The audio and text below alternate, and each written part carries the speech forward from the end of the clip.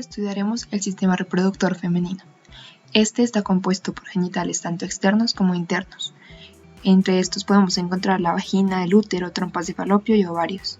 Este es un sistema de vital importancia, inicialmente para el mantenimiento o la supervivencia de la especie, pero aún no hay para la reproducción. Esta imagen ilustra una visión inferior de los genitales externos femeninos. La paciente podría encontrarse en posición de eritotomía, es decir, la captan las embarazadas al momento del parto. De anterior a posterior podemos identificar monte de Venus, es una prominencia de tejido graso ubicado sobre el pubis. Después encontraríamos los labios mayores, que son pliegues de tejido adiposo y piel que se cubren de vello tras la pubertad y que rodean los labios menores. Por anterior tienen la comisura anterior, conectada con el prepucio clitoriano, y por posterior, la horquilla comisura posterior, conectada con el cuerpo perineal. Posterior encontraríamos el prepucio clitoriano. Después, el glande del clítoris, que es una pequeña prominencia sensible a la estimulación sexual. Posterior, el frenillo del clítoris, y luego los labios menores. Al interior encontraríamos el meato urinario externo y el orificio vaginal. Además, estarían delimitando el espacio del vestíbulo. Este espacio va a ser importante porque se pueden presentar desgarros durante el parto. También se puede hacer un procedimiento llamado episiotomía. Esta imagen muestra el diafragma pélvico desde una vista inferior. Podemos identificar las más grandes estructuras que son el triángulo anterior o urogenital y el posterior, que es el anal, formando el rombo perineal. En el triángulo urogenital identificamos distintas estructuras como lo pueden ser el prepucio clitoriano, luego el clítoris, después el frenillo del clítoris, labios menores, también la uretra y la vagina. Alrededor o lateral encontramos los músculos pulvoesponjosos. Estos músculos van desde la aponeurosis del clítoris hasta el curvo perineal.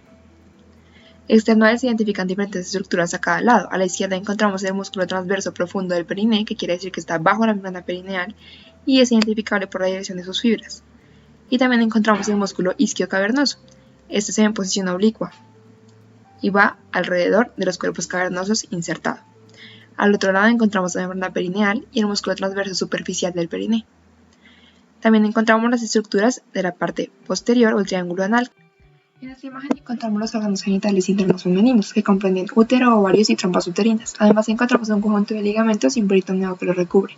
En primer lugar, el útero es un órgano muscular con paredes gruesas y forma de pera, importante para la implantación y desarrollo del feto. Puede dividirse en cuerpo y cuello. El cuerpo del útero incluye el fondo, que es la parte superior, formando los 2/3 superiores del útero. Lateralmente dan lugar a los orificios de las trompas uterinas. El cuerpo se sitúa entre las capas de ligamento ancho y tiene una cara vesical y una cara intestinal. El cuello uterino, separado de la vejiga urinaria anteriormente, es la tercera porción. También se separa del recto posteriormente por el fondo del saco rectouterino. En segundo lugar podemos ver los ovarios, que se asemejan a una almendra por su forma y tamaño. Es el lugar donde maduran los ovocitos y se desarrollan preparándose para la fecundación. También funcionan como glándulas endocrinas. La túnica albuginea los recubre y a su vez esta se recubre por la capa de mesometrio del ligamento ancho, que es una capa de mesovario peritoneal adyacente.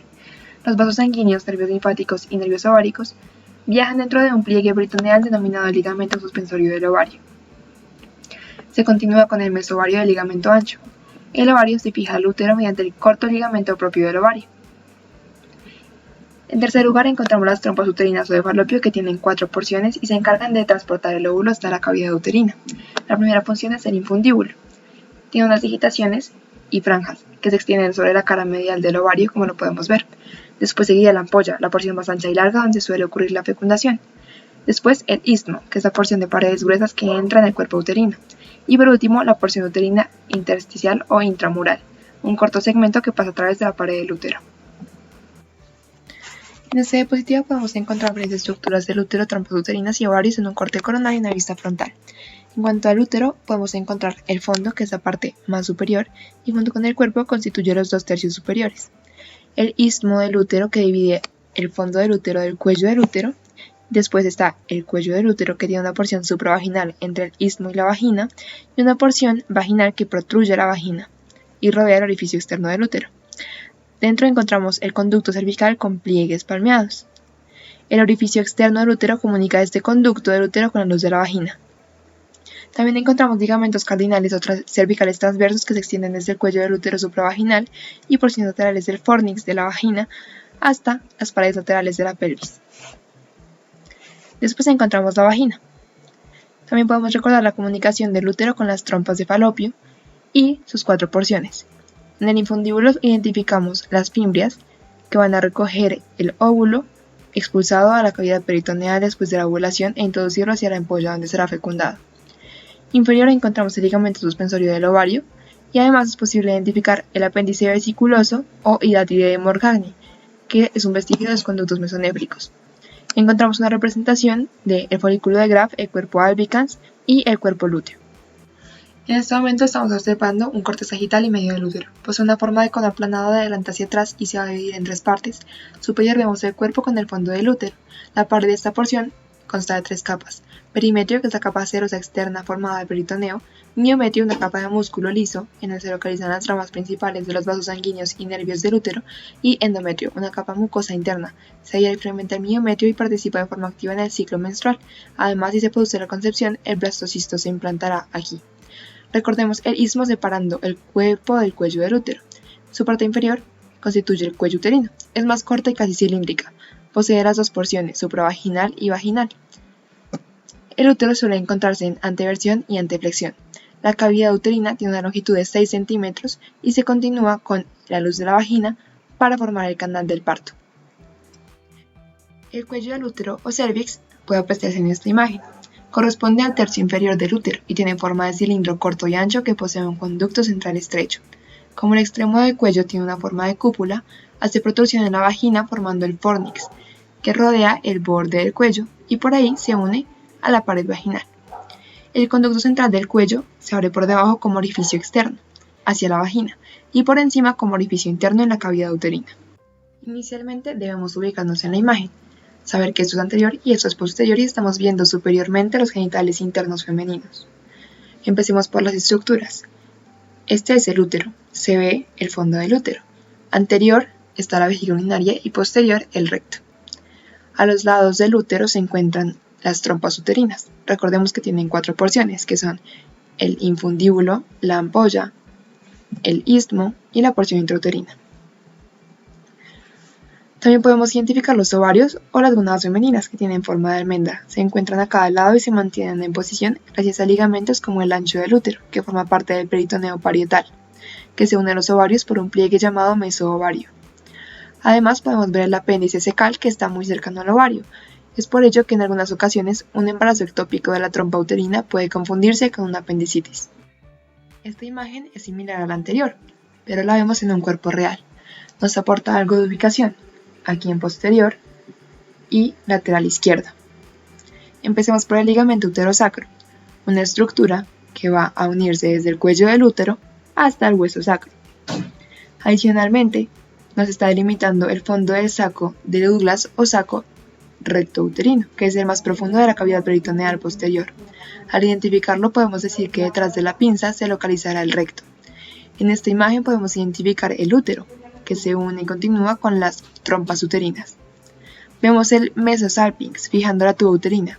Cabe destacar que este forma parte del ligamento ancho del útero y se relaciona con el ovario gracias al mesoovario. Por otra parte podemos ver el ligamento propio del ovario. Este se extiende desde el ovario hasta la pared de la pelvis. Une el ovario con el útero. También está el ligamento redondo que va a ir a buscar el anillo inguinal profundo. Y finalmente vemos el peritoneo, cubriendo la vejiga y parte del saco uterovesical.